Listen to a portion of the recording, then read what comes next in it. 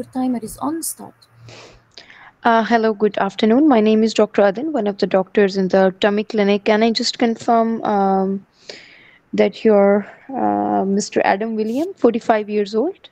Yes, doctor. I'm Mr. Adam, and I'm Mm-hmm. 45-year-old. All right. So, how can I address you today? Doctor, actually, I have been suffering from heartburn and even sometimes cough during night, and it was Mm-hmm. slightly controlled by Gaviscon Mm-hmm. and some changes in my diet. But recently, I noticed that this heartburn is more severe, and I start to have a nasty taste in my mouth. So my GP has advised me to do a camera scan, and he referred me to the hospital. I came and they scheduled me for the camera scan, and now I Mm-hmm. need to find out about the results. Okay, so yes, Mr. Adam, today I will be discussing about the details and about your diagnosis, what we have got after the test results. So, before that, just to have an idea, like any expectations in your mind or any such things that you might be aware of causing your symptoms, any specific ideas. Actually, doctor, I was thinking about some bad bug infection, and Hmm. there is one which affect the stomach. Oh I'm yeah. aware of, and Hmm. it can lead to worsening of the symptom. So this is what is in my mind actually now. Okay, yeah, I highly appreciate your concern, Mr. Adams. So, you don't have a bug infection, but as had these symptoms of heartburn and they were not resolving with certain medications, and we did the camera test, and today I have the results, and you have developed a condition we call as Barrett's esophagus. Are you aware of that? Have you heard of it before? No, doctor. What is this about? Okay, yeah, so I will definitely explain you. So I will just draw it for you. So this is the gullet, the food pipe, and it just opens into your tummy, which is called the food bag. So sometimes over the long period of time, when the patients have increased acid production inside of their tummy, or maybe when the lower part of the food pipe, which is actually there is a strong, we can say a valve or junction, which actually prevents this acid from going back. So sometimes that part becomes loose, or somehow due to increased acid production, the acid goes again and again to your food pipe, and the lower end of your food pipe lining changes over the time.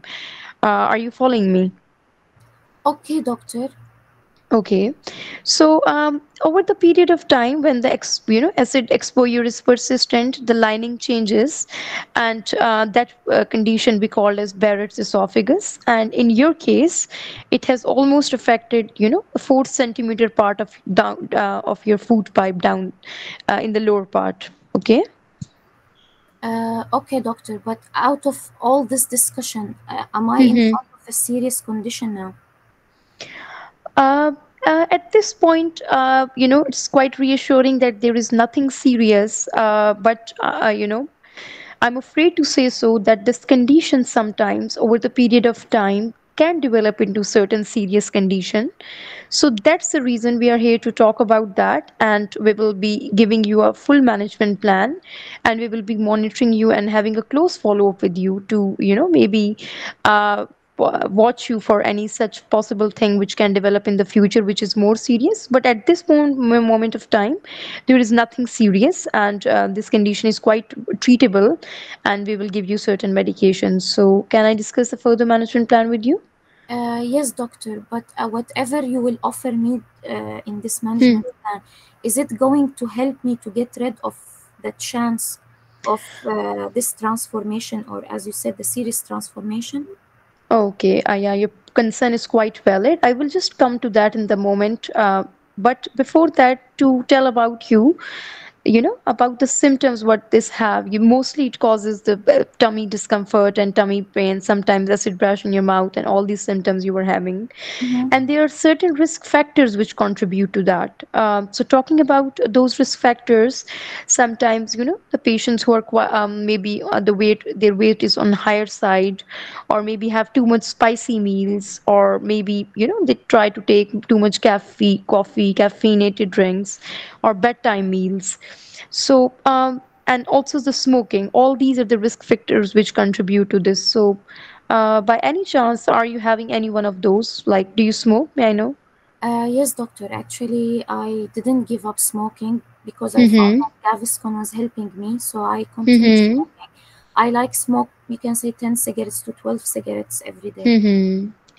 So, okay, Mr. Adams, so at this point, it's because as we are talking about certain things which can actually contribute to its progression, so it's very important, first of all, to quit the smoking. Okay, because it will help to reduce the progression of disease, and if the risk factors are controlled, there is a chance in few patients that this condition might get, regressed almost completely and don't progress at all.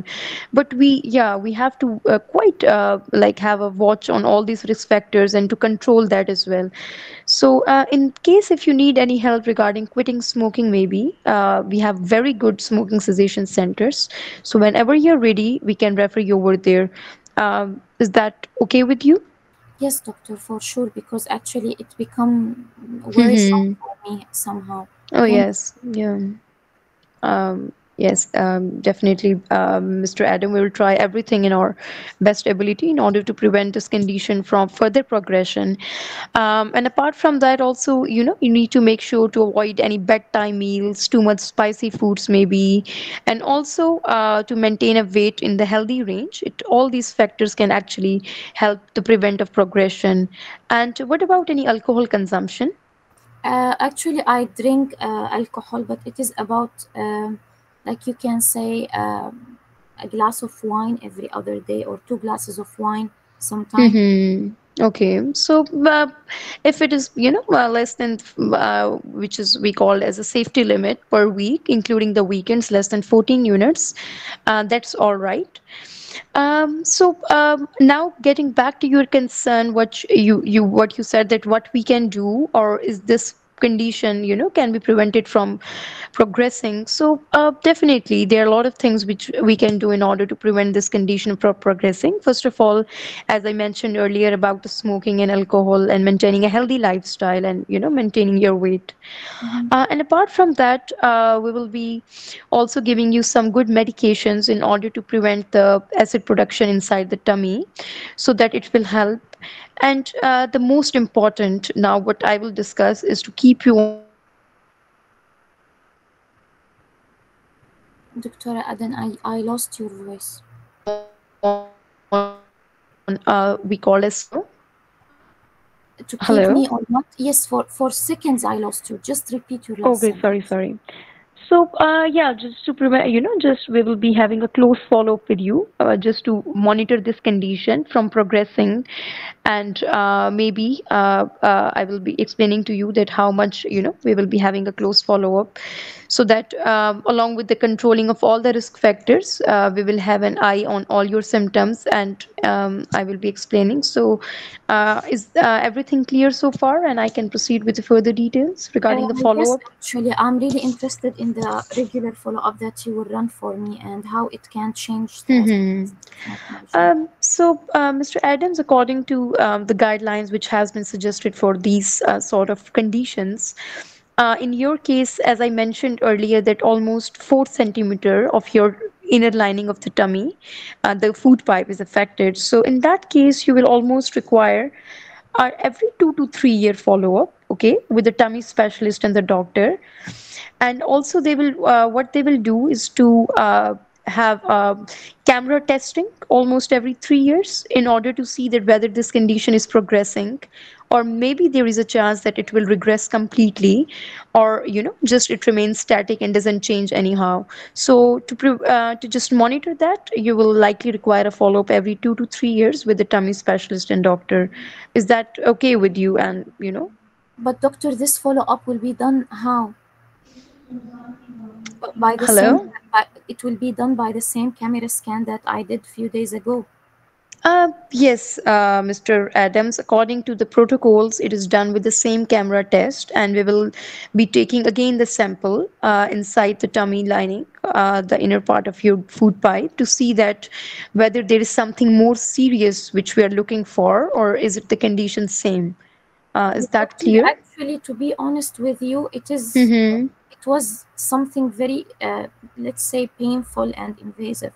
Is there any other modality that is less invasive and easier to be done? I think now there is a lot of scans that can be done, and people Mm-hmm. can get enough information from them to know about my case and about my condition and the progression. Um, Why it should be the camera scan? Your concern is quite valid, Mr. Adam, but the lot of scans and other tests cannot exactly see the inner lining of your food pipe, which is only viewed by the camera test. And I can see that it was quite a painful procedure for you. So may I know that what sort of problems did you have while undergoing the procedure? So maybe we can address that, and we can discuss about that maybe, and we can try to make it more comfortable for you.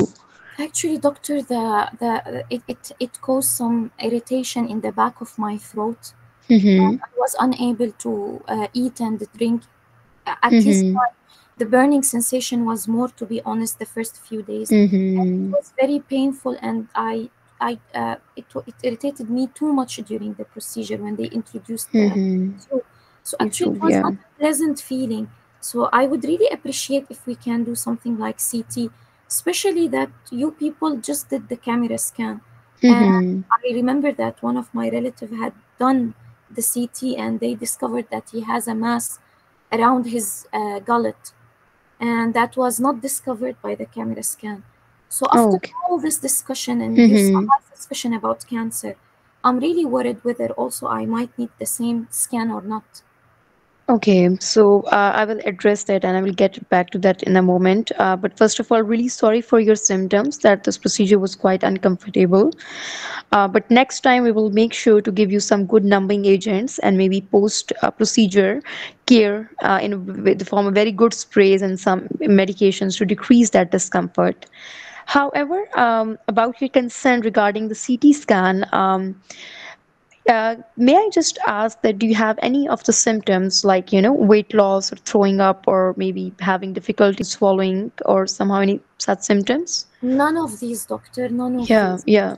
So that's again, Mr. Adams, quite reassuring that at this point of time you don't have anything sinister. And regarding the CT scan, it will not help us to gain the more detailed and precise information inside the lining of your food pipe, right?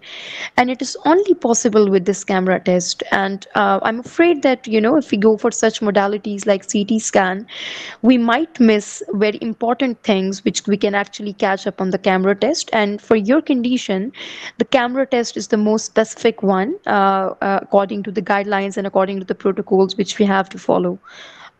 Does that make sense to you at all? Yes, doctor, actually, it makes sense. But Mhm. the most important thing for me is to, but is there anything that I should do other than the medication that you will give Yeah, me? yeah, definitely. So, And first of all, Mr. Adams, it's quite important that although the follow-up will be every 2 to 3 years, but in between, if you experience any of the symptoms like feeling of throwing up or vomiting, or maybe throwing up of blood, or maybe losing weight, getting tired, or getting more pale, or having such symptoms, so in that case, you have to get immediately back to us because as I mentioned earlier that sometimes this condition can progress to something more serious, so in that case we have to evaluate you on the urgent basis. Are you following that? yes, doctor, I will keep an eye Mm-hmm. on the symptoms. Yeah, yeah, definitely. And 1 minute remaining. Okay, I'm sorry. okay, so apart from that, do you have any other concerns at the moment which No, I can doctor. address? No, doctor. Okay, and so, Mr. Adams, as we discussed, that you have this condition called Barrett's esophagus, and it has almost involved the 4 centimeter part of your food pipe. And at this moment, there is nothing sinister, and it's quite reassuring. But to prevent the possibilities of having something more serious in the future, you will be in a regular follow up with your tummy specialist. And also you need to have some modifications in your diet, your lifestyle, also smoking cessation, and avoid spicy meals, bedtime meals, or too much coffee or caffeine. And apart from that, I'll be also giving you some leaflets, some brochures regarding what this condition is, so you have a better idea about that. Mhm. And if you have any questions or concerns, you can get back to us anytime. Is that okay with you?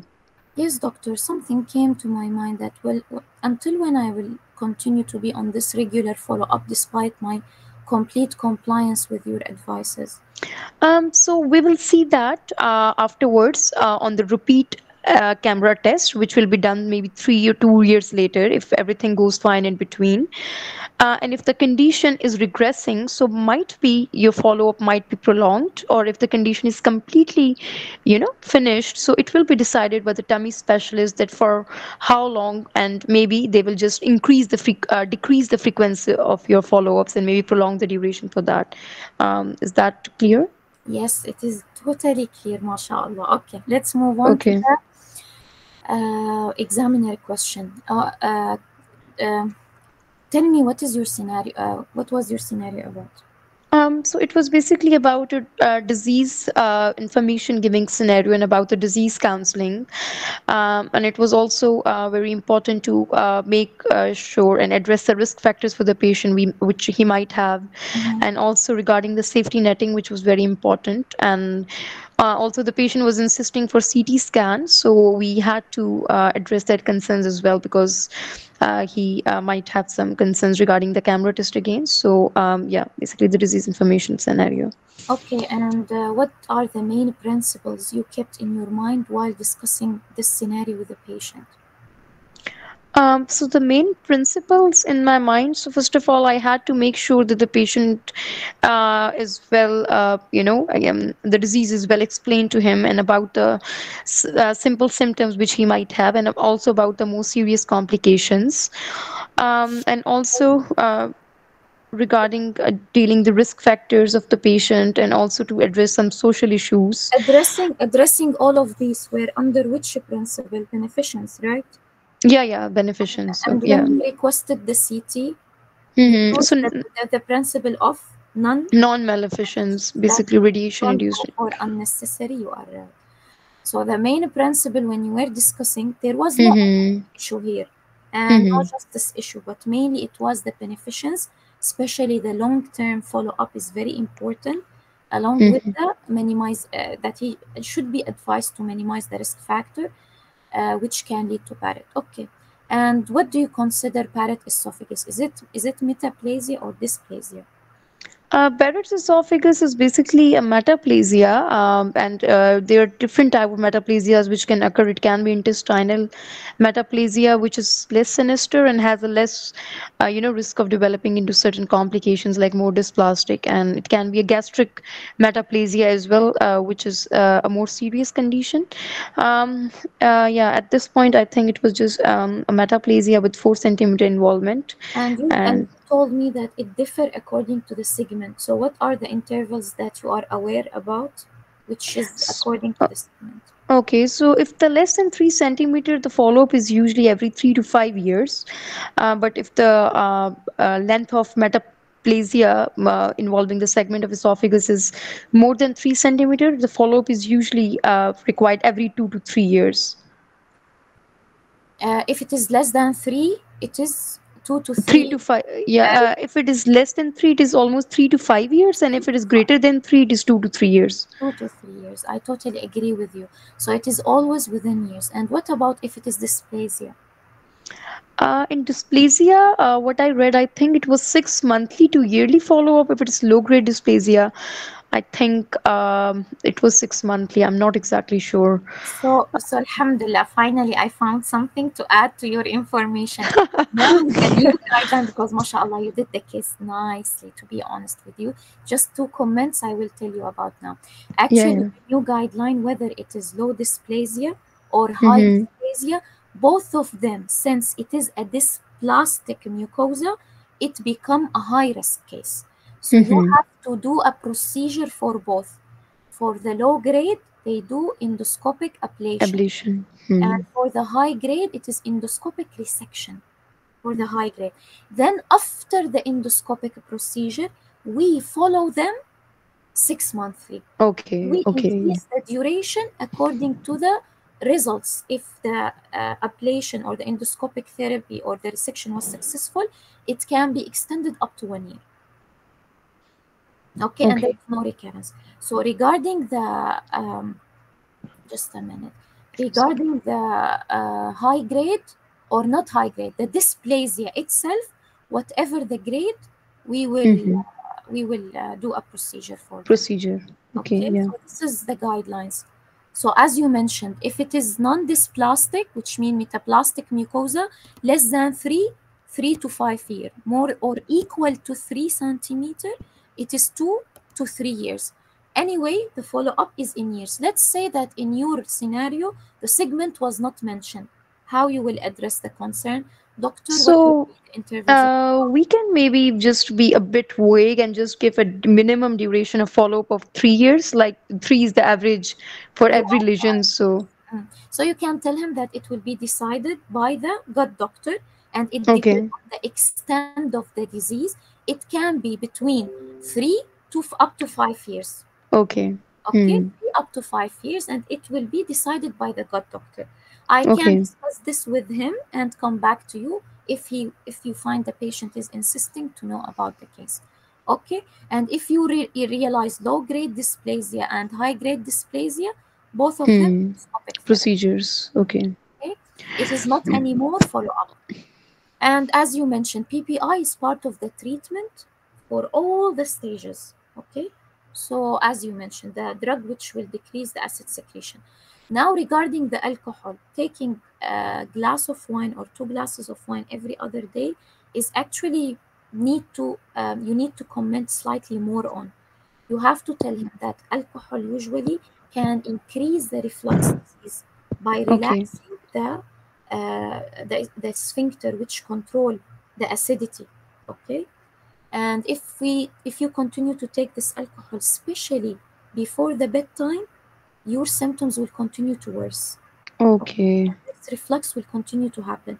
So I advise you to keep your limit below the 14 and to Avoid continue to bedtime. have a safe limit and even lower it below 14. Okay, because it will have a positive impact on his health. Okay, so the permissible limit is 14, but since you started to have these changes in the lining, lowering it below the permissible limit will be better for your condition. And keep a gap between the last time you drink this alcohol and the time when you go to sleep. The same like when you mentioned about the meals. Okay, and you Okay. can ask him about the stressful job, stressful life. Usually in these conditions like Barrett esophagus, GERD, when you are discussing something where really stressful life condition can exacerbate the condition, it is wise to ask, how is the circumstances at your home and your job? Are you passing through any stress? Oh Okay, yes, and yes, because that's you can what I also asked offer him about. help. Hmm. Okay, the exercise, the diet, the caffeine, everything what you did was perfect because it will take too much time to ask him about every single. So better to enumerate them as a risk factor or causes or triggers and advise him generally that these should be avoided. Okay, and you can elevate the head of the bed at night. It will also prevent this reflux from happening or minimize it. Okay, so the stressors, and he can also, if you have time and you found that the patient is really responding, you can also tell him about the painkiller, that it is better to counsel with your doctor about any painkillers. Okay, because Mm-hmm. you don't want this person specifically to have any gastritis or esophagitis, right? Okay, Okay, it will yes. aggravate the condition. So the painkillers, stressors, exercise. Yes, I was waiting you to mention the dietitian and the Oh, exercise. Yes, and mm-hmm. especially if you feel like the dietitian and exercise trainer to keep his weight optimal really is important. And these are teams who will, or let's say, supportive help by the dietitian and the exercise trainer, which can minimize his symptoms. Okay, What else I want to tell you? So it is follow up with a gut doctor, dietitian, exercise trainer, lifestyle changes. Nothing more than this. Okay, if we want to summarize everything and sum up everything. When you ask him about the CT, you ask him, do you have any weight loss, any vomiting or throwing up blood? To overcome this point that we don't want to ask history, so you can tell him that we might plan any CT in the future if you start to have weight loss, throwing up blood, start to lose your appetite, you start to have difficulty of swallowing. And I was expecting another complication other than cancer to be discussed. You discussed cancer. What else? What other complication can happen? Where it can lead to. Peptic structure. Okay, Okay, strictures. so you have to discuss that this condition, if it progress, it might complicate by narrowing of the gullet, and this can be reflected on you as a difficulty swallowing. Okay, or it can be complicated by, or it has the potential to transform into a cancer in minority of cases. Okay, and this what concern us, and this will again present as a difficulty swallowing along with weight loss and loss of appetite, and you might even throw up blood. Okay, that's why please you have to keep up an eye on these symptoms, and if you had them at any time, you can come to us immediately as you did at the end, safety netting. But keep safety netting for both complication, not one. Okay.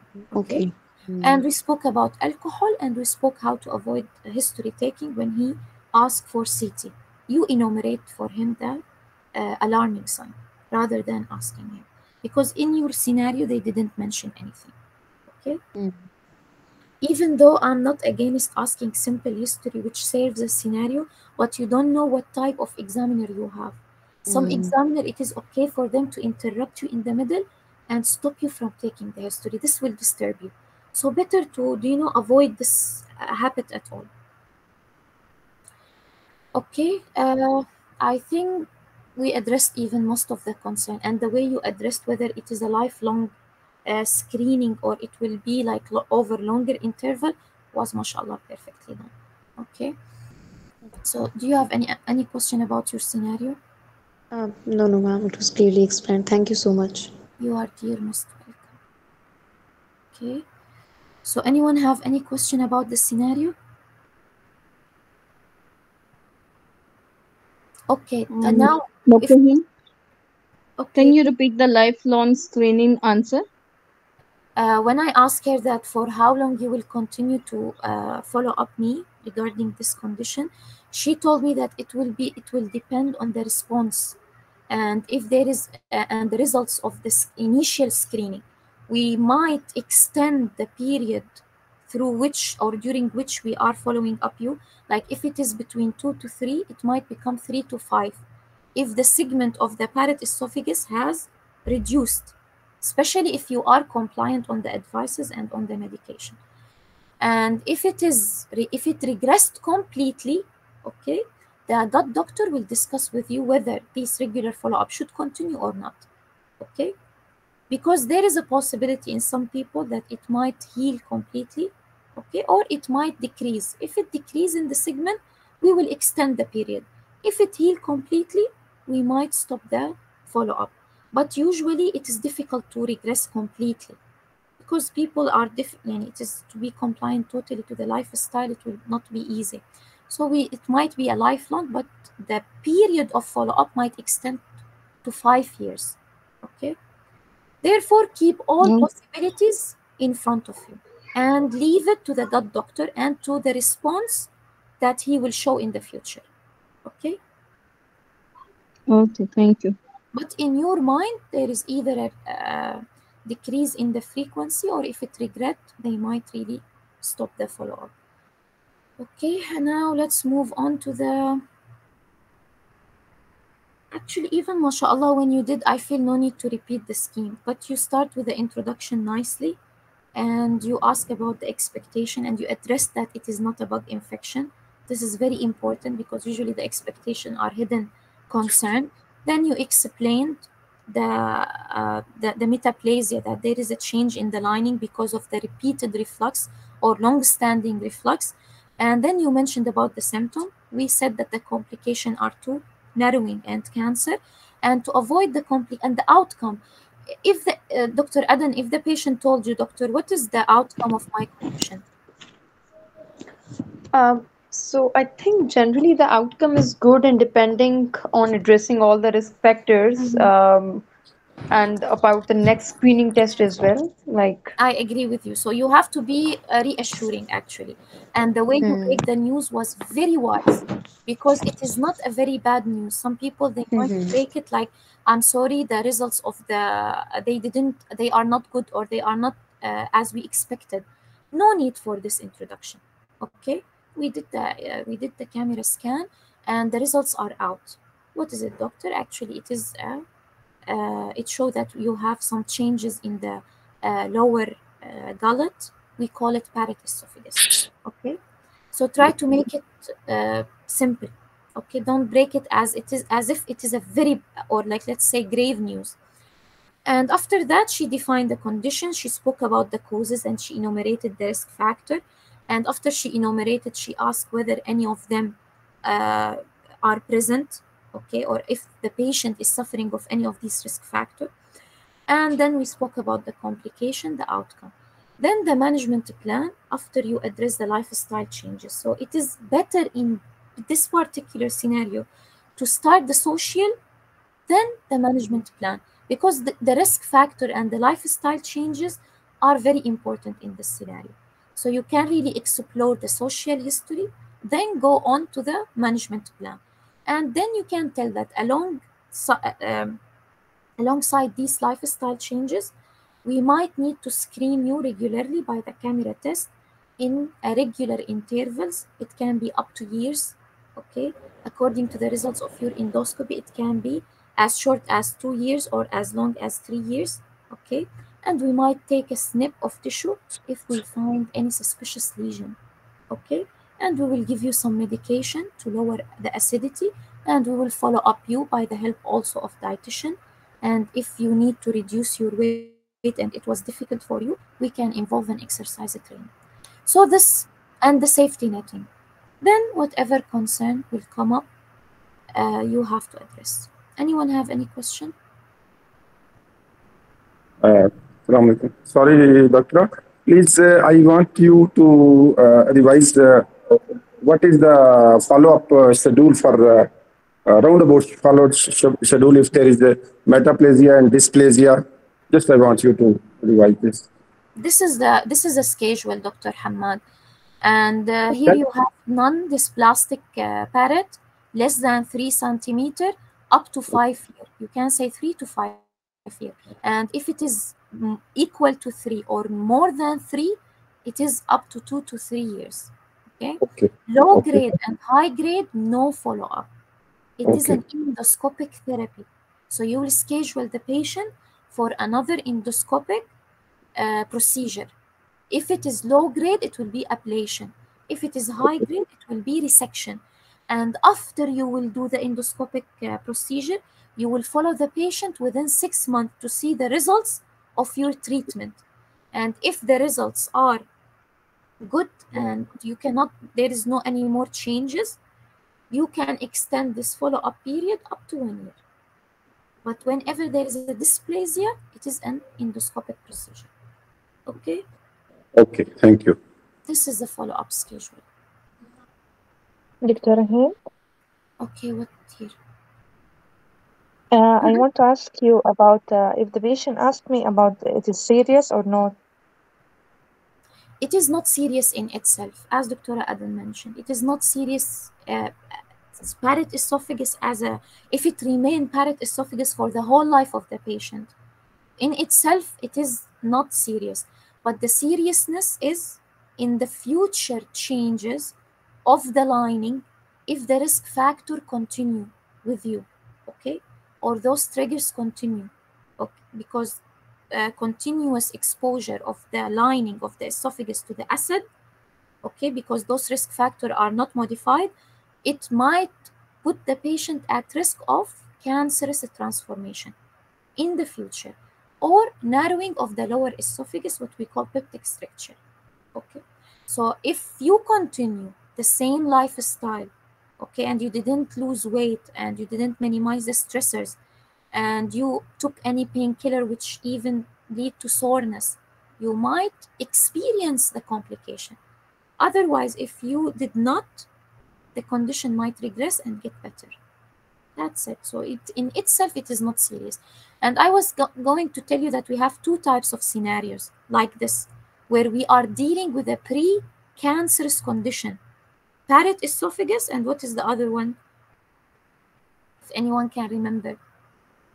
MGUS, okay? Monoclonal gammopathy of undetermined significance. The same idea. I'm dealing with a precancerous condition, which in itself not serious, but I have to follow up the patient for any minimal chance of cancer transformation. And the patient have to be careful for the red flags and monitor himself for the red flags to come ahead of the screening appointment if he experiences any. Okay, that's it. So these two scenarios are the same idea. Tomorrow, inshallah, we will discuss if Barrett esophagus have transformed into a cancer.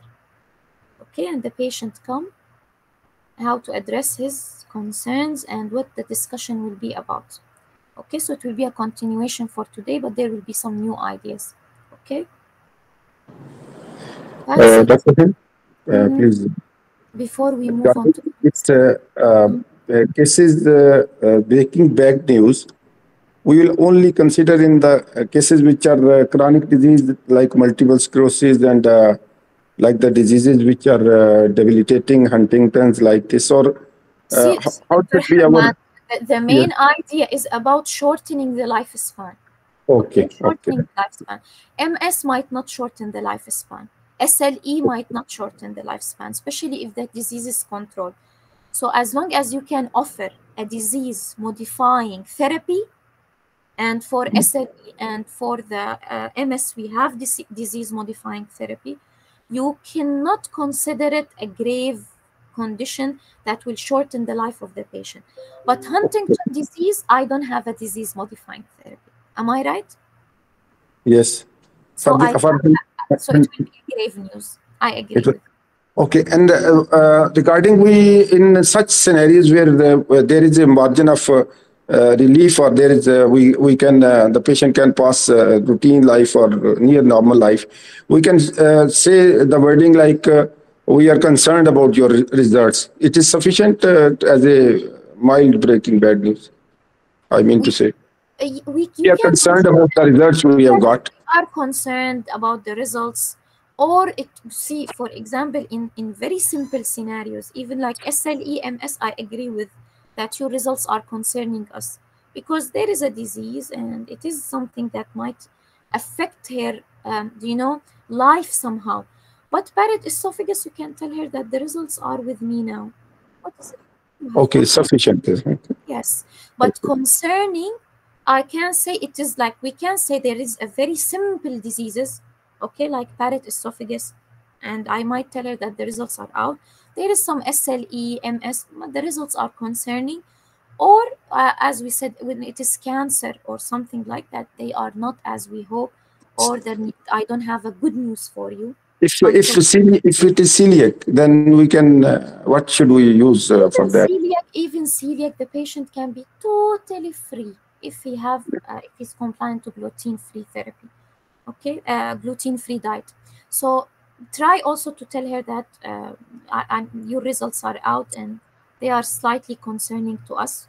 Okay, it shows that you have a condition in your gut called celiac.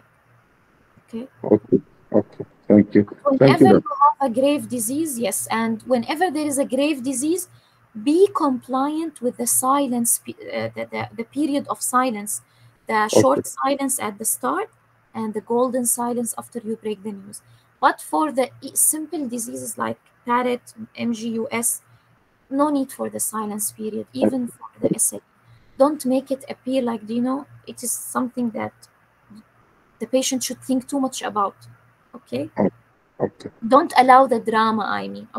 Okay? Okay. Thank you, Doctor. So the idea of the scenario was Yes, Dr. Adan, good you didn't leave. Did the patient here, he agree with the endoscopic, he agreed with the follow-up. And it was very obvious in the scenario that he agreed. But it is always better to check his understanding. Actually, you summarized for the patient. Better that in this scenario, if you are short of time, that you don't know how much remaining for you. So the best is to allow the patient to speak. So if I have some minutes at the end, I have to really leave because this patient should reflect his agreement that yes, I will come for the follow-up. You should listen to this sentence from him. Okay, I offered you a management plan. He was really reluctant because of the pain. So I better leave a chance for him to show me that he's willing. Okay, so he should show you that he can come for the follow-up and he will monitor himself. In this scenario, I was a good surrogate. I gave you this feeling, but be careful if the patient shows some reluctance or he was not happy with the camera test. It will be more important to let him summarize and to ask him if he's okay with this management plan and whether he will come for the follow-up or not. Yes, doctor, I will really try to come. And we will make sure to remind you, okay? Tell him that we will contact you and remind you about the follow-up schedule. But please also keep it in your mind and set a reminder. Okay, it is very important in the MGUS and in the Barrett. And this will be reflected in our next scenario. You will understand how much this is important. Okay, so good, I remember before we move on to the next scenario. And who want to take the next scenario? Can I take? Okay, Dr. Aisha. So let me give you your scenario. And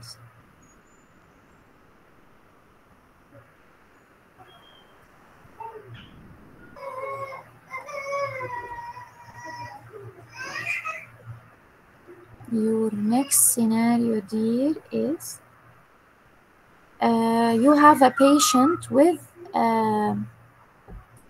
excessive water work. Okay, the age of the patient is 52. Right. Okay, 52-year-old Mr. Adam William. Let's keep the same name, no problem.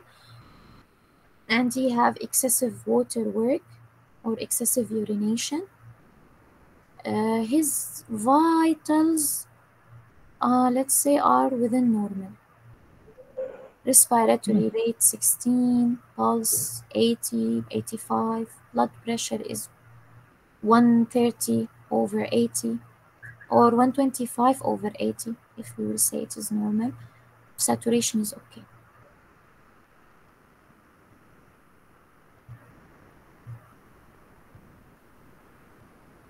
When you are ready, please let me know.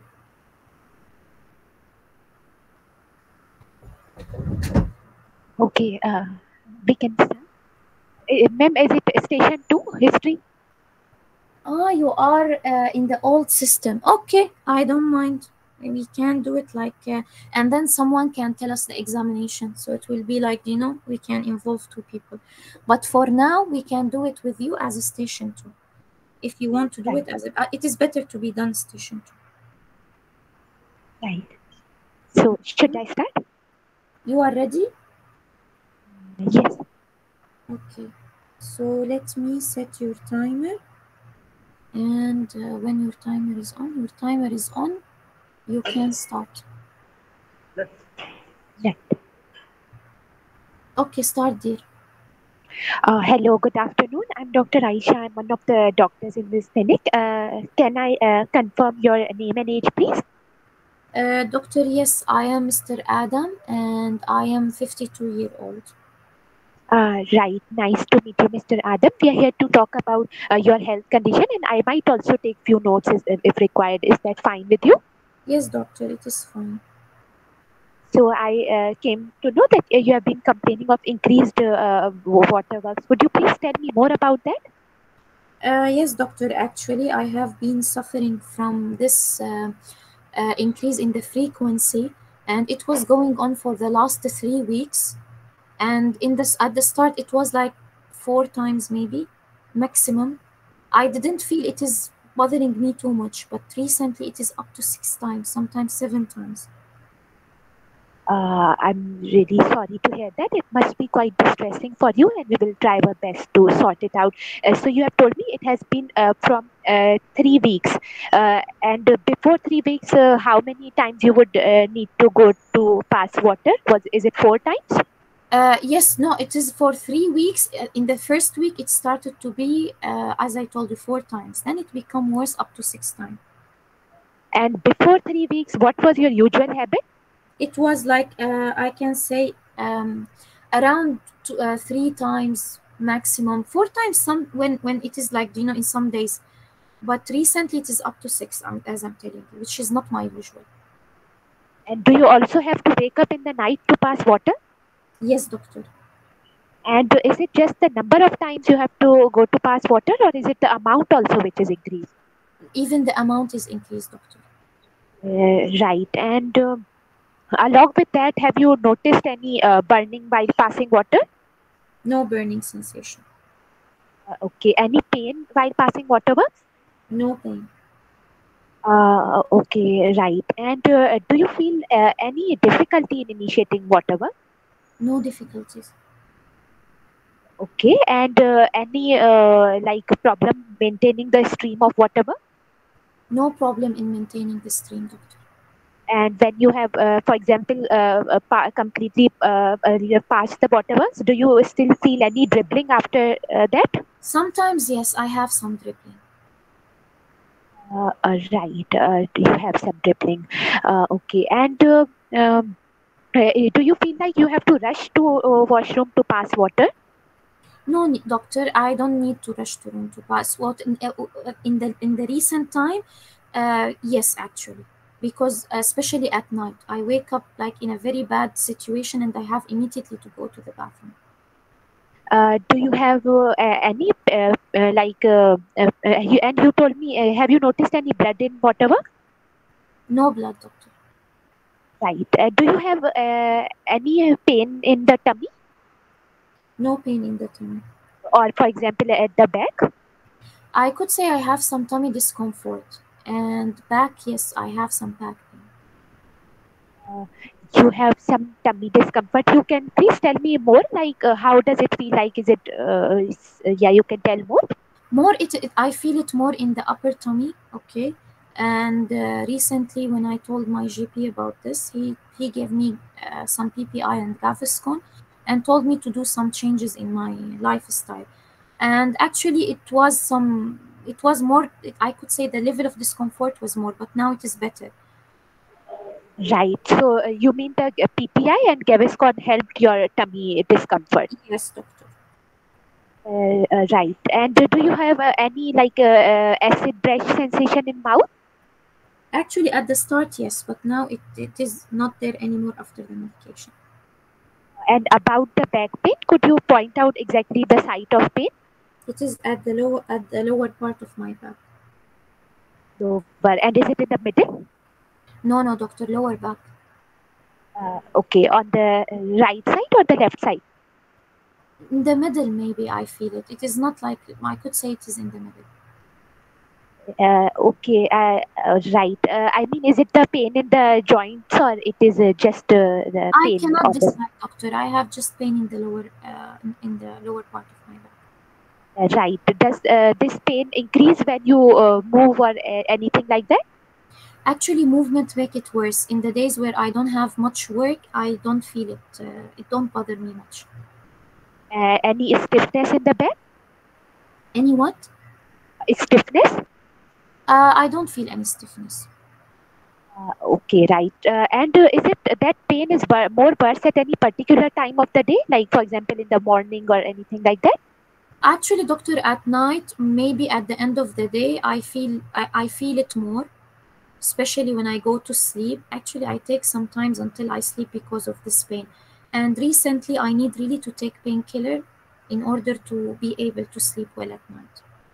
Does this pain go anywhere else, like in the front or around the tummy? I don't feel it anywhere else.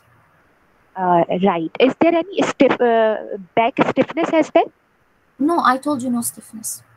Right, right. Okay, right. And on a scale of 0 to 10, 0 being no pain and 10 being worse pain, where would you put it? I will give it 6. Right. So, okay, right. So, you told me you have this increase. Do you also feel any increased thirst? Doctor, yes, I'm drinking too much water to compensate actually this loss, and I sometimes even it can be up to 3 or 4 liters.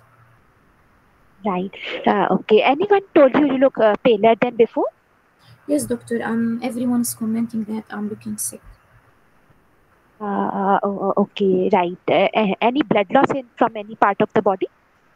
No blood loss, doctor. Right. Do you have any mouth sores? Uh, no, doctor. I don't. I didn't notice any mouth sore. Any difficulty in letting the food down?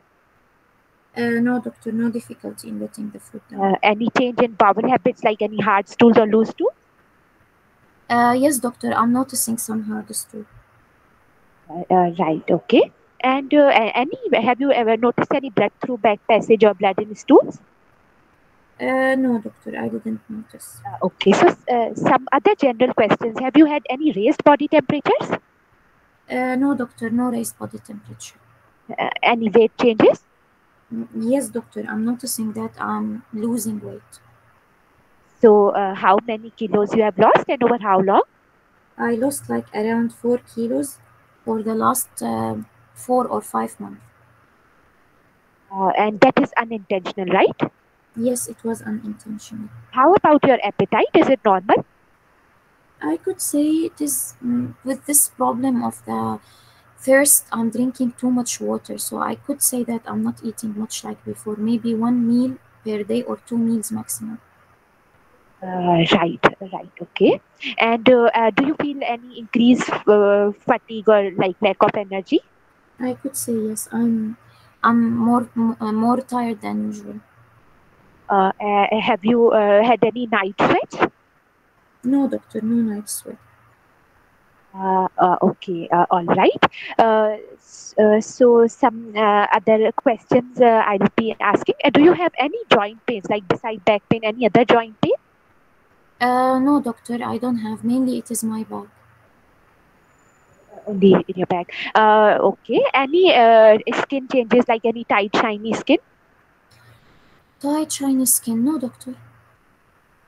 Okay. Do you have any shortness of breath? No, doctor. Okay. And any awareness of heartbeat? No, doctor. Cough? No, I don't have any cough. Okay. Cough, Any? doctor. Yes. I have. No, I don't have any cough. I don't have any. You wanted to tell me something? No, actually, regarding the cough, I'm not. Even shortness of breath, I don't have. And chest pain? No chest pain. Do you have any swelling in the legs? Swelling in the leg, no. Puffiness around the eyes? I didn't notice. Okay, right. Any neck swelling? Leg or neck? No neck swelling. Neck, No neck neck swelling. swelling. Right. Any weather preferences? No, doctor, I'm okay with any weather. Right. Do you feel dizzy when you stand up from sitting position? Doctor, yes. Recently, I'm noticing that this lightheadedness is happening whenever I stand. And any dry mouth or that like you notice? Yes, doctor. That's why I'm drinking too much. Actually, I Uh, feel this dryness is bothering me, and I have to drink water to get it better. right, right. We'll address this. So, do you have any past medical condition I should be aware of? Doctor, recently this heartburn, my GP, he told me it could be GERD because of my weight and my lifestyle. And other than this, actually, I was, yes, and I have PPH, benign prostatic hyperplasia. And I was following up for this, you can say, for the last 1 year or 1 year and a half, since I was So, 49, 50. It started. for 49, can you repeat again? Yes, when I was 49, this problem started to occur with me. Right. Right. Okay. What medications are you taking apart from PPI and Gaviscon you told? I'm taking tamsulosin for this PPH, and I'm taking this Gaviscon and omeprazole, and I take paracetamol as I told you. This is I took it from the pharmacy. That's it. Right. So just as part of routine question, any party drugs have you ever used? No, doctor. Right. Any family history of note? Actually, I don't think it's only like maybe hypertension in my dad. That's it. Okay. So have you and ever noticed any injury to the leg? Any injury to the head?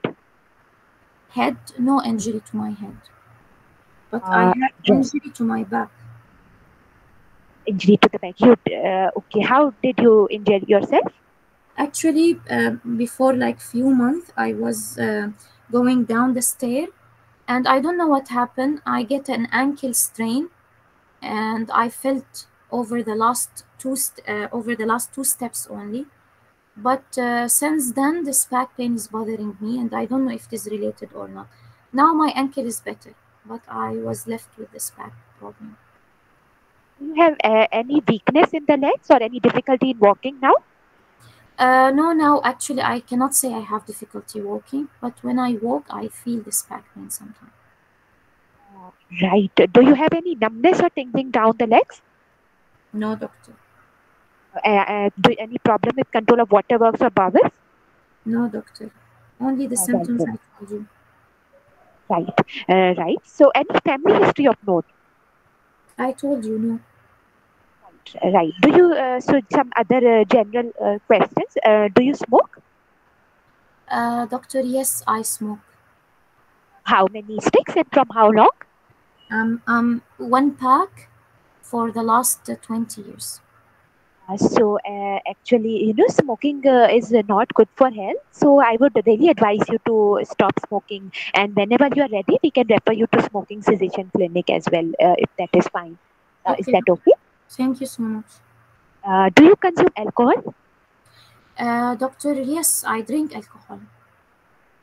How many units per week? It can be up to 16, 17 units. 16 or 17 units, doctor. Up to 60? 16, 16, right? yes, 1 6. Hello? Right. Ye- Right. So actually, again, that's a bit more than the recommended limit. So I would advise you to cut down maybe to less than 40 units per week. Would that be fine? Okay.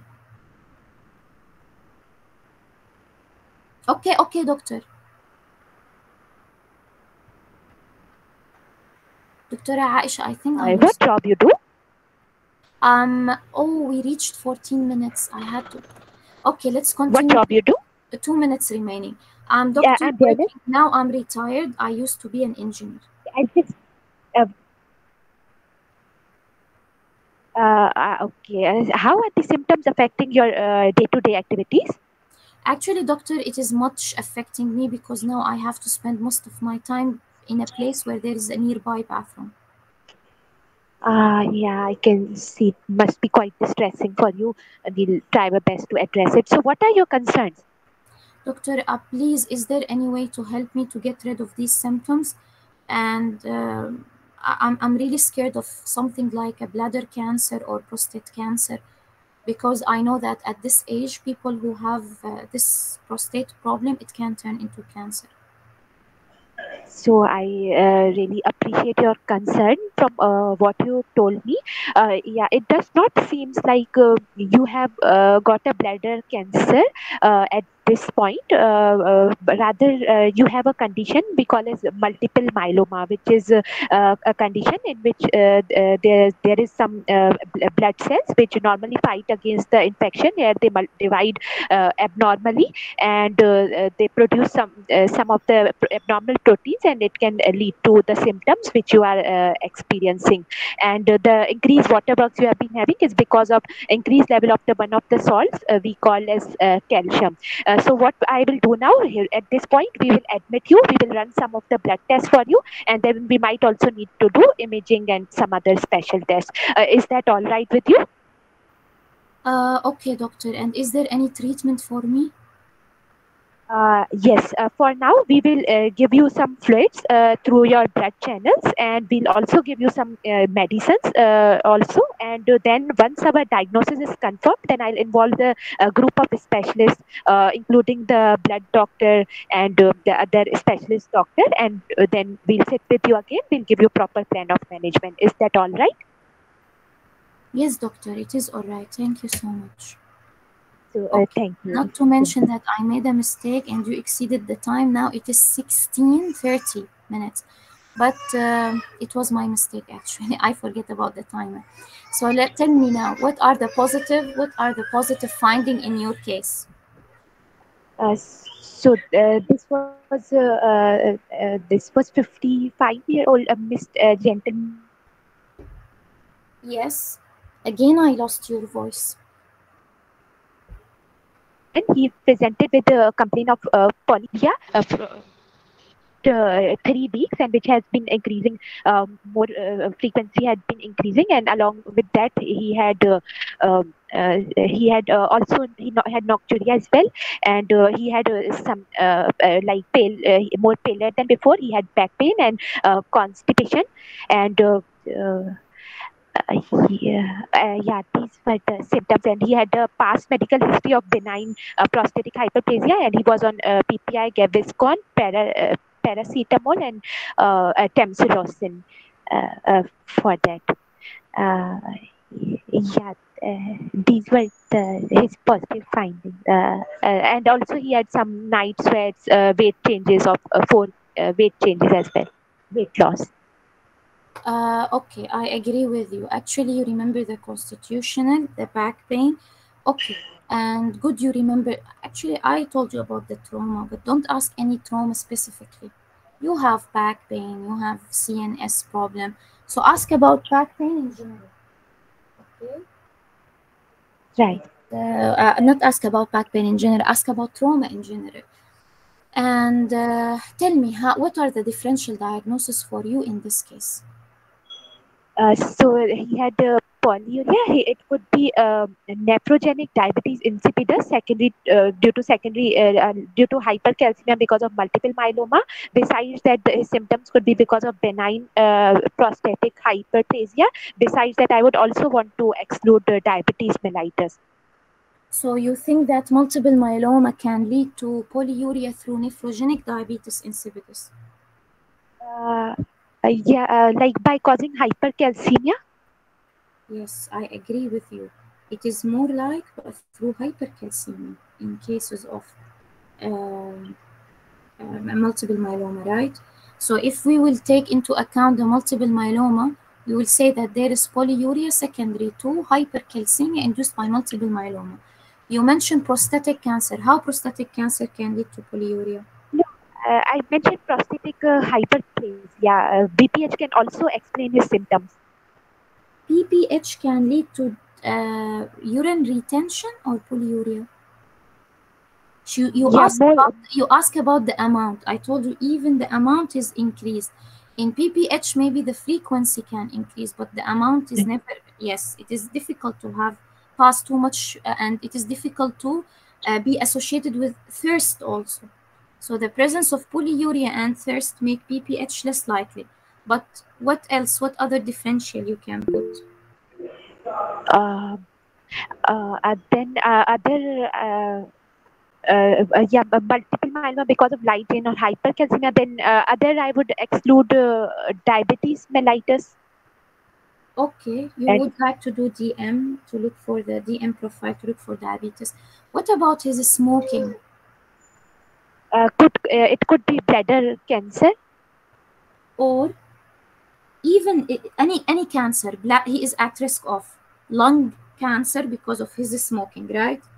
Okay, right. So lung cancer, I can't have a prostate cancer, right? And I can have maybe, as you said, bladder cancer. Why not? Even though there was no blood, but any type of cancer which has mets to the bone, right? Or it is secreting PTH related peptide. This is the two mechanisms I have. So this is my differential, Right. right? So these are my Yes. differential. It is better to keep multiple myeloma, second, and polyuria hypercalcemia. And then you can keep the cancer, solid organ cancer. You have to start with the lung because he's a smoker, then prostate because he have benign prostatic hyperplasia, and secondary to hypercalcemia through metastasis or paraneoplastic phenomena by PTH related peptide. Right. Right. So if you have to be specific, okay? And Right. you can tell about, I agree with you, TM common is common. We have to look for this possibility. Like, tell me how you will investigate your patient. So investigation, I'll be doing baseline blood test like full blood count with full blood count, ESR, C-reactive protein, then urea create electrolytes, urine dipstick, and liver function test. Besides that, I will be doing urine for Benz-John protein, serum protein electrophoresis, and besides that, I'll be doing serum calcium and albumin, serum calcium and albumin phosphate. Uh, this I'll be doing, and also fasting blood sugar. Okay. So better to say for the calcium and alkaline phosphatase full bone, right? Bone Yes. profile, right? So you will do full bone profile for this patient. And after the bone profile, what you want to do, the electrophoresis. You mentioned the electrophoresis you can do for the serum and for the Benz-Jones protein. And there is what we call now the light chain assay. Also serum and urine light chain assay. It is better than Benz-Jones protein. It is more specific, okay? Right. And you have to do what else? Immunoglobulin level. Okay. Right. And what are the prognostic markers? Serum beta 2 microglobulin and albumin. Beta 2. Yes. Macroglobulin and albumin. Perfect. So don't forget the prognostic workup whenever it comes to hematological malignancy. Okay, and the crab, did you fulfill the crab? Let's see. Do you want to do anything for the back pain? For the back pain, yes, I'll do the skeletal survey. Or he had some maybe he had some radicular type of pain, it looks like. So I'll do X-ray of the spine. Okay, so you will do X-ray of the spine. And what else? What is more specific than the X-ray of the spine? Bone scan. No, now the new guidelines are not bone scan. MRI. Radionucleotide. MRI. Okay. Right. MRI, and you can start with X-ray, no harm. So MRI and X-ray are very important. Right. And what else I want to tell you? So you are done with the bone, and you are done with the anemia. And it is better to do a peripheral blood film, okay? Okay. Right. You are done with the renal. You did the Benz-Jones protein, the urine and serum light chain, and the protein electrophoresis and IgG level. And the C for the calcium, you will do a full bone profile, okay? Right. Okay, full bone profile. And what else I want to tell you? I think that the investigation are done. How you will manage your patient? So, management, I would admit this patient for now. Then, involvement of I'll initially treat as hypercalcemia when the diagnosis is confirmed by intravenous fluids, bisphosphonates, steroid after specialist input, and then I'll involve the hematologist and who else? Uh, yeah, I'll involve a hematologist, a specialized nurse, and consultant, and then How you will manage the hypercalcemia in this patient? Intravenous fluids, bisphosphonates, and steroids. I'm not sure, ma'am. Okay, I agree with you. Sometimes we use steroid or calcitonin. But before you will do bisphosphonate, what you have to make sure of? Before serum, I cannot recall. You have to measure the vitamin D, okay? And you have to measure what else? The renal function test. Already renal function test done. If you find the EGFR is below 30, will you give bisphosphonate?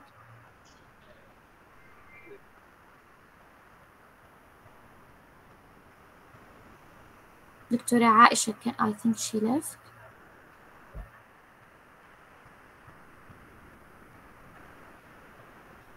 I hope she will join back. Can I Tell me. Yes. About the investigations, as you know, I was a clinical pathologist. The blood picture is not inclusive. Okay, we need to do bone marrow aspiration or biopsy, also to confirm that the plasma cells exceed the 20%. I agree with you. If there is no crap, I agree with you. The bone marrow biopsy, because you have to find out the percentage of the plasma cell.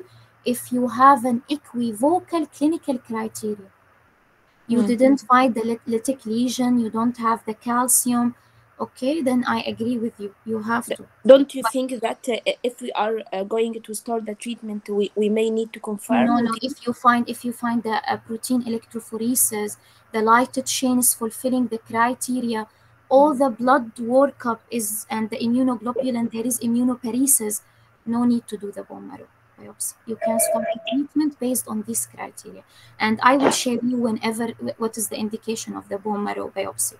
Yes. There is an indication. If you did not fulfill the criteria, you could not find the M protein, a thick band which is fulfilling the criteria of paraproteinemia. If you didn't find the lighted chain, or the ratio is not the typical ratio for multiple myeloma, I mean you find some equivocal or doubtful results, then you have to confirm the presence of the plasma cell in the bone marrow. But if all your results were according to the criteria, no need. Yes. You can start even treatment with the biopsy. Yes. Okay. Thanks. Yeah. Dr. Aisha, you are back? Yes, ma'am, I'm there. Yes, dear. So if the EGFR is very low, in especially that these patients can have some chronic illnesses, so will you start bisphosphonate? No, I will titrate the dose according to that. Or you will start actually below 30, خلاص, you cannot change. It is densozumab, okay? Right. Which have to be started for this patient, even for the hypercalcemia of malignancy. And don't forget vitamin D before starting bisphosphonate, especially in people who are at risk of vitamin D deficiency, because starting bisphosphonate will further lower the calcium if the patient is vitamin D deficient. Right. Okay. What else I want to remind you? I hope we didn't miss anything. Right. So let's go back to your. I hope you picked up your mistakes in your history. Okay. Whenever we find back pain, okay, we have to ask about the trauma and about the lower limb symptoms, weakness, numbness. Okay. You forget this thing and you asked about later on. Okay. Right. Yes. So don't forget this. And did you ask about frothy urine? No, I missed it. Actually, I cannot say anything, and I'm really sorry because mashallah, you ask about the GU symptoms very well. But try not to forget the local symptoms like any burning micturition, as you said, or any soreness, and because this can lead to irritation. And also don't forget to ask about frothiness, please. A change in the color of urine, you ask. Hematuria, you covered, but you missed frothiness.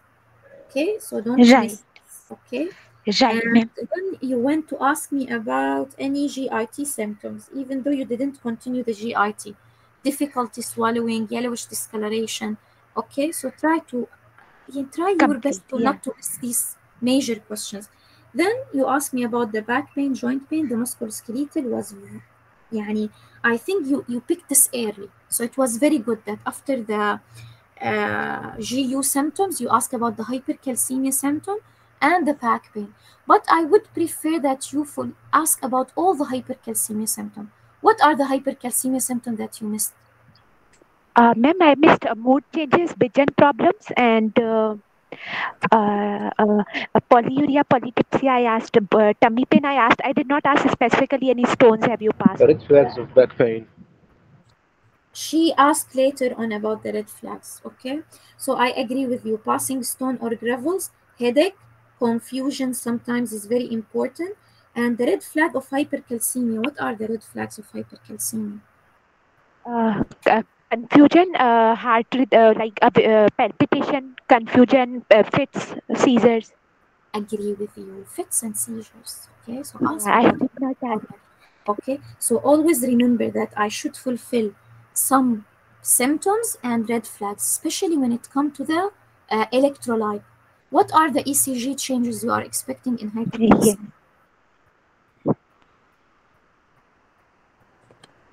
What are the ECG In changes? hypercalcemia, short QT syndrome. Yes, mainly you will have to monitor the QT, and when you did the investigation, what you should add? Ma'am, ECG. Yeah. Yes, Yes. yes. See, we are reaching the things, but we have to revise slightly our scheme. And if our scheme is perfect, the investigation will be perfect. So don't forget the red flags. Right. So the red flags here should cover the back pain red flags, should cover the hypercalcemia red flags, and should cover the constitutional symptoms because I have an elderly person. Am I right? So we have 3 red flags. And if there is mood problem, the red flags of the mood changes are what? Mood change. Like any suicidal behavior, maybe we'll assess. You have to ask, are you still enjoying your activity? Do you still feel that life is worth it? Okay, if he told you, yes, I have Right. mood changes. So this will be the 4th red flags to look into while we are exploring the symptoms in this scenario. Okay, and you ask past family. Did you ask surgical history? No. Okay, don't miss. Surgical history is very Right. important. Okay, so the BDF you ask, constitutional you ask, hypercalcemia we revised, smoking, alcohol, sajid, I think you fulfill. Do you need to stop this patient from driving? Ma'am, I'll just admit him, so that is why. No need. And I'm even if we said that there was no polyuria, like you diagnosed a multiple myeloma case, if there is no signs of confusion, I mean, because of the hypercalcemia or anything like alarming, no need. And as you said, whenever there is hypercalcemia, there is admission. So most probably, if there is no hypercalcemia, then we will not admit the patient. Okay, did you, I told you there is, I'm pale. Do you think that you had to ask me something regarding pallor? regarding a Peller. Yes, regarding Peller anemia. Yes, you asked me about shortness of breath, but better to ask about shortness of breath on exertion, okay? Right. Right. Okay, because these patients, they might have some exertional symptoms. And I told you I'm dizzy on standing from sitting position. What is the explanation of this symptom? Ma'am, one could be volume loss, and the other could be tamsulosin he has been taking. And anemia, right? Anemia. Right. Right. I totally agree with you. Okay, dear. What else I need to ask you now? Did we miss anything? GIT, CNS, CVS, chest, respiratory, musculoskeletal, constitutional symptoms, trauma. I think you asked everything. Okay, so let's move on. And even we added ECG because we missed it in the investigation. It was important. Management. Okay, how you will manage this patient other than admission and hypercalcemia? Tell me about the non-pharmacological management. No, to avoid to take enough keep himself hydrated and avoid multivitamins and non-pharma Education and counseling, avoiding nephrotoxic medication, right? nephrotox. managing the anemia, managing the pain by good painkillers. خلاص, now we have to concentrate on the symptomatic treatment, okay? Monitoring for any electrolyte disturbances, and starting if the patient is below 65, what is the treatment? Treatment for Multiple for myeloma. hypercalcemia. No, hypercalcemia we are done. Treatment for multiple Done. myeloma. For multiple myeloma, we have some drugs like bortezomib, and other drug also is there. We can treat them. Do we have definite treatment for multiple myeloma? Yeah, bone marrow transplant. Yes, allograft stem cell transplantation. Okay, so we can do this, but if the patient is below 65, and maintenance by the help of some chemotherapy, thalidomide or whatever is suitable according to the age of the patient. And then if the patient is above 65, he will not be fit for the surgery, so we will start him on chemotherapy. Could be 2 medication, could be 3 medication, and one of them can be monoclonal antibody, as you said. Okay, Right. and this is for the management. And the prognostic markers, we said we have to keep them under monitoring. Okay, that's it. So I hope you like your case and you learned something new. Yes, I did a lot. Okay, anyone want to add anything? Dr. Hind, I have two questions regarding this hypercalcemia. If EGFR is low, can we try this calcitonin? Yes, actually, sometimes if the patient is like, yes, Dr. Aisha, I remember the question. What is the cutoff calcium that, irrespective of the symptoms, you will start to apply measures to lower the calcium? Ma'am, 3.5. Actually, it is a 3. I agree with you. In some guidelines, it is a 3.5. But in general, the safe cutoff, that whenever it is above 3, start the measures. Don't wait up, because at 3.5, the CNS symptoms will start. So at level above than 3, better to start lowering the and admit the patient, even if he is asymptomatic. Okay, so this is the cutoff. More than 3. And the CNS symptoms, they start at level of 3.5. Okay. And what was your question, Dr. Hamad? Yes, I can apply, I can start calcitonin until bisphosphonate start to act. Okay. Okay. Another question regarding this hypocalciuric hypercalcemia. In if such type of scenario has come, hypocalciuric hypercalcemia. What is the? I don't think that there are any signs and symptoms in that situation. The familial condition, I think. You will find only the positive family history, and the patient have minimal symptoms.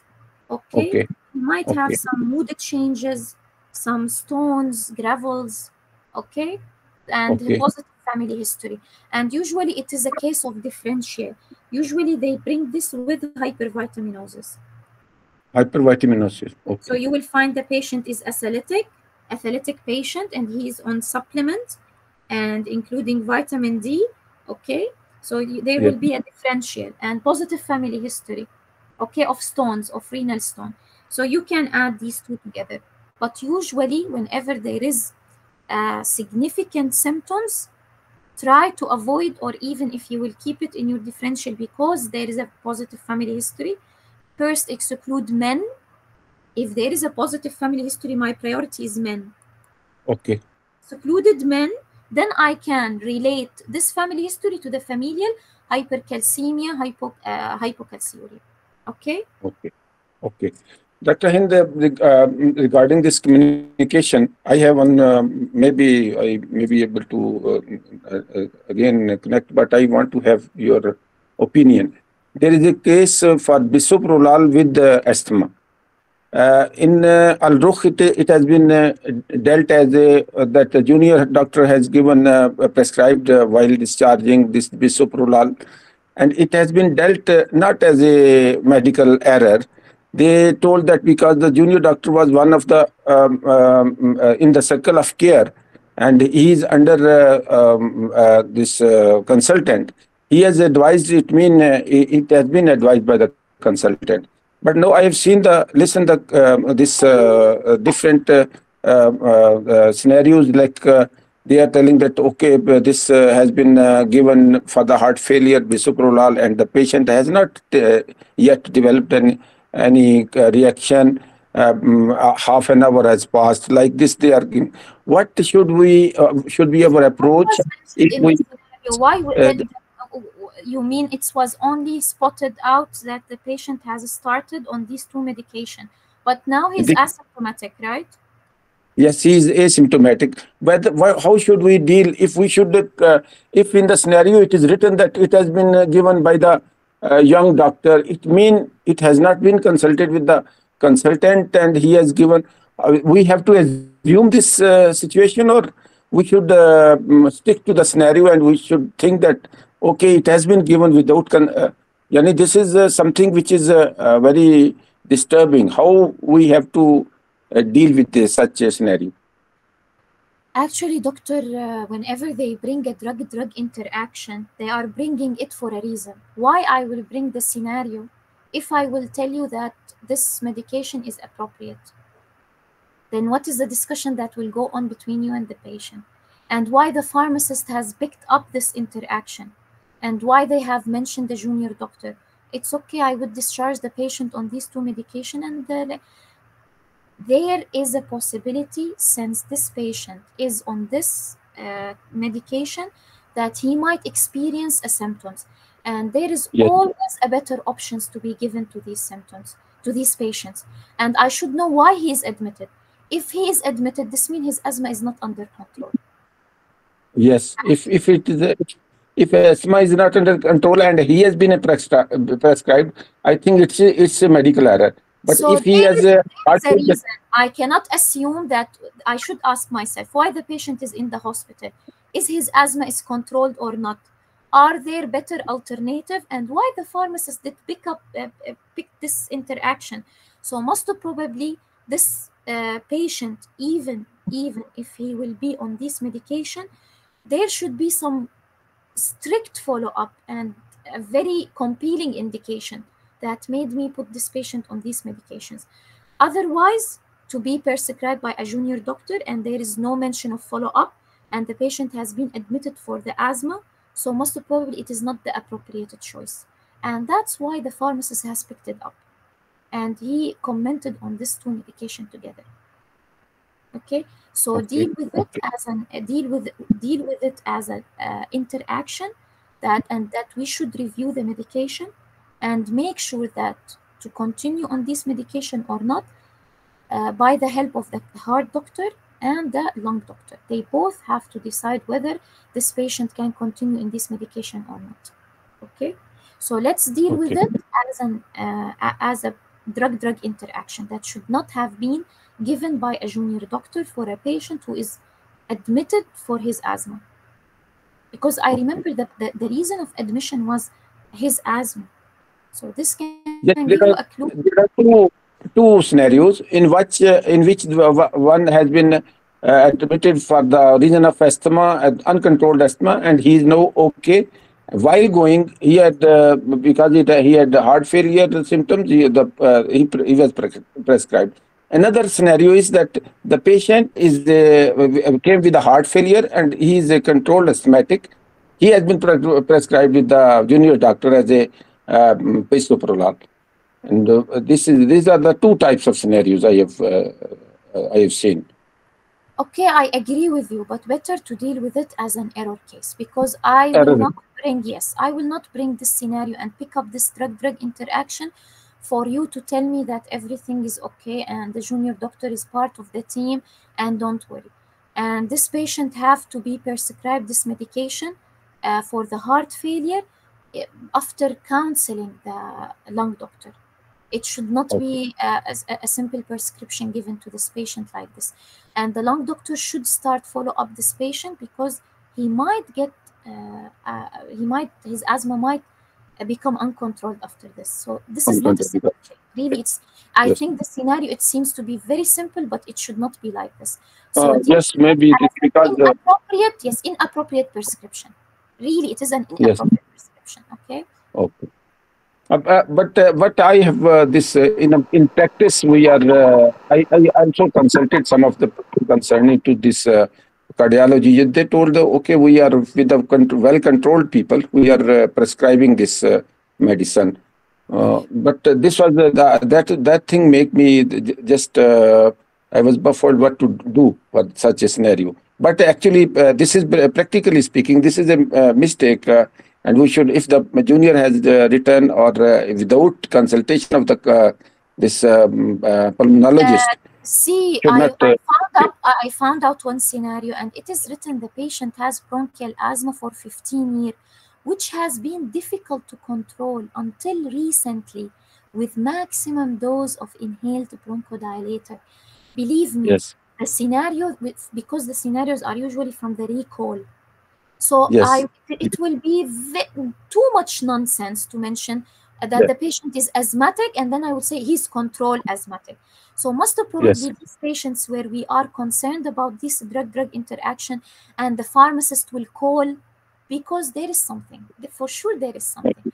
So the scenario might give you a clues, either the patient is admitted because of asthma, so they will not tell it to you directly, but from the admission you will deduce that this patient have an uncontrolled, or they will tell you he's on maximum inhalers, or he's asthmatic for a long time.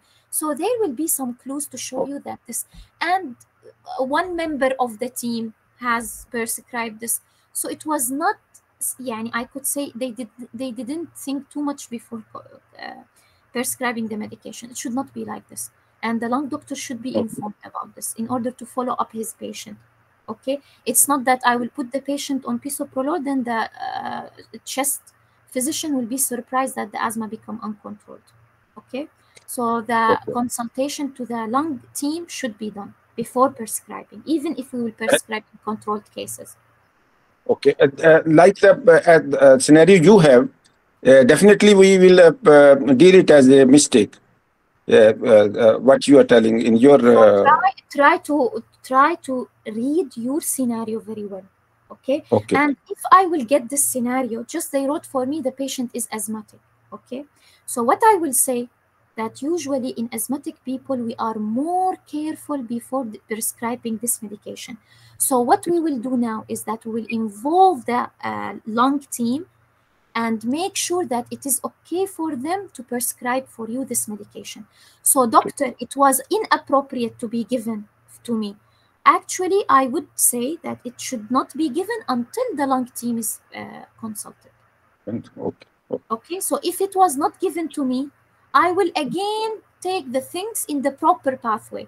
That for now, we will withhold this medication until we counsel the lung team, and they will sit together with the heart team and review your medication and put you on a safe medication for both conditions. Okay. But for the time being, I can reassure you, you didn't have any symptoms, you don't have any shortness of breath, and everything is stable. Okay, and I apologize for this inconvenience. Give me the name of the doctor. I'm sorry, this is a team-wise management, or it is we manage usually our patient as a team, and this is something we all have to, we are all responsible about. Okay, it's not a single person. So that's it. So try to correct things. Don't think that things happen correctly. Okay. Actually, on basis of recall, these sometimes scenarios they are missing a lot of data. I agree with you, and because of this missing data, things happen. But the safe pathway is to consider it as an error. And be careful to look at the problem up. Like if I told you it is an interaction, drug-drug interaction scenario, is there any reason behind defending the medication? No reason. Even if I didn't tell you that it is controlled, uncontrolled, khalas, the problem up is giving you the answer. Drug-drug interaction. And usually it is a mistake to give two drugs which interact together. So if I told you in the problem, control of heart failure in a patient with past history of uncontrolled asthma, and I didn't tell you anything in the scenario, the problem up is clear. Yes. So Okay. always don't look at the stem, look at the problem, and then look at the stem, read it very well. You might have a variant of this scenario, new mutation for this scenario in your exam. So be careful to read every line. Yes. Okay? Very good. Okay. Thank you very much. You are most welcome. Just I was too much disturbed because of this. This was not coming in my mind. What how to deal with such? Sometimes the scenarios are different in the actual exam, and they are molded right, left, and they are managed in a different ways. This is Okay, I agree thank you with very you, but still try to take the safe pathway. Try to tell much. things the way you do it in the practice. The way we do Yes. it in the practice, we really consult and we review the medication and we make sure that both the heart team and the chest team are agreeing on this two medication together. Or if Okay. we put this medication on, we will regular the patient on these two medication. He should we should be careful. Okay, it's not a simple medications to be prescribed together. Okay, but since we have an idea, deal with it as an error. Okay, but if you get something totally new in the exam, try really to take the safe passage. Okay. This is another. Okay. Yes. Thank you. Okay. Masala. So we are done. Anyone want to add anything? Did we miss anything? Anyone want to remind us about anything? Any experience? Dr. Rahin, Mm, what please. about the back pain in the multiple myeloma?